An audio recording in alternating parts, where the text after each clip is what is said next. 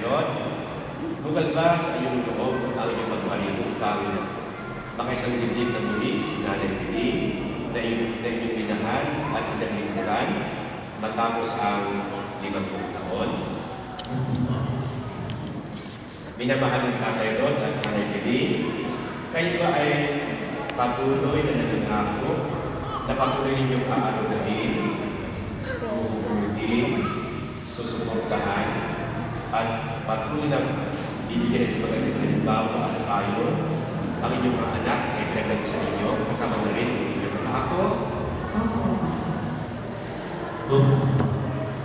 Minamahal ng Tatay Rod at Nanay Pili, sa harap ng Diyos at ng kanyang sambayanan, pagtugay ng mga balat, at ibahin ng inyong ibigay ng tipan sa banal na sakramento ng kasal.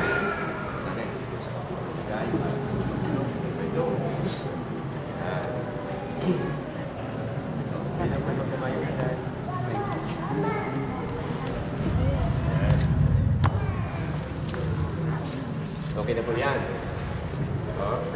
Dahil po kayo ay muling nagawa ng kasunduan na dapat ito ay long-lasting na po. Sabi nga ay until death do us part. Ay baguhin natin yan till life after death. Nang inyong pagmamahalan hindi lamang panlupa. Ito rin pagmamahalan ito ay hanggang sa langit. Ano po? Yun. Kaya ang dalawang tao pag nag-uusap, nagpapalagay ng loob, gumagawa ng kasunduan, hinaharap nila ang kailang usap. Yan, ganyan po yan. Ano? Dito po. Huwag yung iba, karamihan si nanay, ano? At kapag nag-uusap ang dalawa, mag-asawa man o kung sino, kahit hindi, ay dapat sila ay nakatitig sa mata. Ganun po yun. Kahit ito ay, sapagkat ang sabi, sa mata daw nakikita yung pag-ibig. Ano? Sabi sa amin ay, by looking through the eyes of love. Ano? Kaya mararamdaman mo yung love, yung wakas na nalaman ng puso na yung asawa, si Tatay Rod, mararamdaman mo ang wakas na nalaman ng puso niya na piling, by looking through the eyes of love. Sapagkat yung ating daw mata, yan daw yung ating bintana, kapunta doon sa puso ng ating kausap. Ano? Ating pinapakita kasi yung ating pagmamahal at paggalang, at ang pagiging interesado sa kausap sa pamamagitan ng pagkakaroon ng eye-to-eye contact. Ano po? Kaya pag pinakausap ng isang tao, I face him or face her squarely. Ano? Yan. So, ang una. Ha? Nanay? Okay. Kaya nakakahiya nga sa inyo mag-sermon dahil ako ay mas bata naman sa inyo. Ano? Nakihamak na ang layo ng inyong edad sa akin. Ano? Kaya ako parang ikatlo, ikaapat na anak ng buhay. Ilan taon ang ikatlong anak ninyo? Ilan taon? Ha?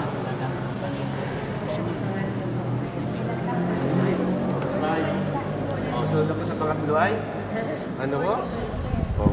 Kaya ako medyo nahiya sapagkat nararamdaman ko ako hindi karapat-dapat sa pagkawin parang anak lamang yun. Ano? Yan. Nanay, ganito tatay ha? Sa pag-aasawa daw, ito yung nakikinig yung inyong mga anak. At ito ay balang araw itutularan nila pagkatapos nito. Pag ang dalawang tao daw ay nag-uusap, kapag ang tatay na una nagsimula, ang gagawin ng asawang babae ay makinig. Pag ang babae ay una nagsalita, nag-crack ng kanyang conversation, ang tungkulin ng lalaki ay makinig. Huwag magsasabat agad. Ano? Yan po ang nangyayari sa mag-asawa pag matagal na nagsasama, gano'n, ano? Parang sa ang lalaki, uunahan agad ng babae, ano? Nagpaparisan sila kung sino ang mabuti at magaling. Ay, hindi po. Kung sino una magsada sa inyo, ay dapat yung isa ang makikinig, ano? Sapagkat Nanay Piling at Tatay Rod, walang dalawang tao nag-uusap na nagkaintindihan, nagkaunawa na nasabay na nagsasalita. Ano? Yun po ay mauwi lamang sa away. Ano? Dapat kayo ang payo sa akin ng ganyan. Baliktad naman. So, ano ho? At syempre, naranasan ninyo ay nung inyong mga anak naman ang nagsasangka sa nila at ay nagsasabi ng kanal sa loob. Ay, pinakinggan naman.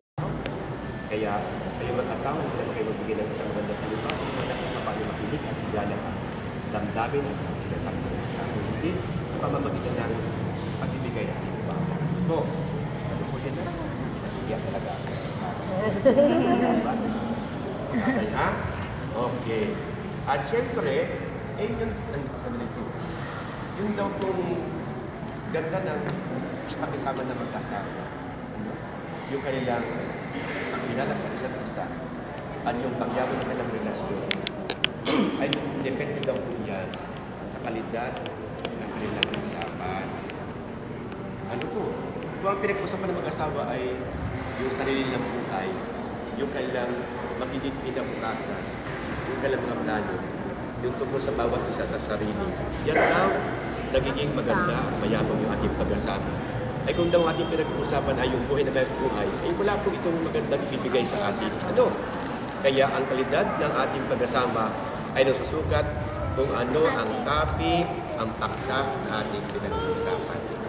Ay kung ano-ano lang yan, ay wala tayong ganansya. Ano na ibigay? Ano? Yan. Kaya sana manatili mabuting asawa ni Tatay Rod, manatiling mabuting ina ng inyong naging anak at ng inyong mga apo at magiging apo. Tatay Rod, maging mabuting asawa, yan na naipitin. Ano? At maging patuloy na maging mabuting ama ng at magiging anak. Yan. Sa ngayon, kayo pa rin ay kailangan. Ano? Kayo mga anak naman ay ipakita yung inyong paggalang. Ano? Mas kailangan ng inyong mga anak, mga magulang ngayon ang inyong pag-unawa. Ang inyong paggalang. Ano? Huwag lamang itong sabihin salita. Ano? Ito'y gawin, sabihin sa isabuhay sa pagpapakita ng pagpapakita ng pagmamahal at paggalang sa mga ano? Kaya inaasahan ko na kayo patuloy na magiging mga anak at kayo rin ay bibigyan ng magandang halimbawa yung magiging malapit yung ating damdamin sa dalawang ito na nagbala sa iyo at patuloy na ha? Mga anak at mga apo, ano? Nanay Piling, sumasang-ayon ka bang muli na maging asawa itong si Tatay Rod na narito ngayon, alinsunod sa mga alituntunin at batas ng ating simbahan? Buong puso ba ang mo sa kanya, sarili ng iyong sarili, bilang ng may bakay. Nakalang magkabang palikating patuloy sa piling ni Tatay Rod ang pananagutan sa mga inyong asawa. Tatay Rod, sumasang-ayon ko man na maging patuloy may bahay itong sinanay Piling na narito ngayon, alinsunod sa batas at mga alituntunin ng ating banal na simbahan. Buong puso ba pagdating sa kanya ng sarili, noon at ngayon, bilang kanyang asawa. Tatay Rod, ang kailangan ibang balik natin sa piling niya na ipiling kung mananagutan sa buhay may asawa at sa inyong mga anak, mga apo. Ang tawag mo na ipiling? Ang alam niyo, magkalitan kayo. Lang? Hindi nga po. Ang tawag sa tatay. Ang tawag sa tatay. Ha? Darling. Amore. Ano ang tawag ito? Uy! Uy! Bakit naman yun? Ano ang tawag ito? Ano po? Hindi. Ang Tatay Rod. Ano po? Okay, ito ang sabi ng nanay. Tingin po sa mata ng tatay. Tatay Rod yan. Sabihin. Piling. Tatay. Sumunod ko siya sabihin. Piling. Sa harap ng Diyos at ng kanyang sambayanan.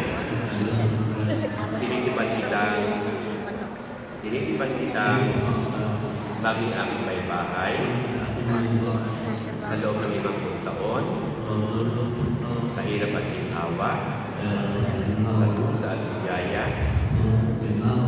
Ikaw lamang ang aking iibigin at itatanging kalugtong ng buhay at itatanging kalugtong ng buhay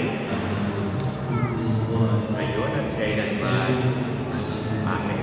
O nanay, sabi sa tatay, nasa mata. Ano ang tawag, Rod? Rodi. Rod. Rod. Rod. Sabi sa tatay, nasa mata. Rod. Sa harap ng Diyos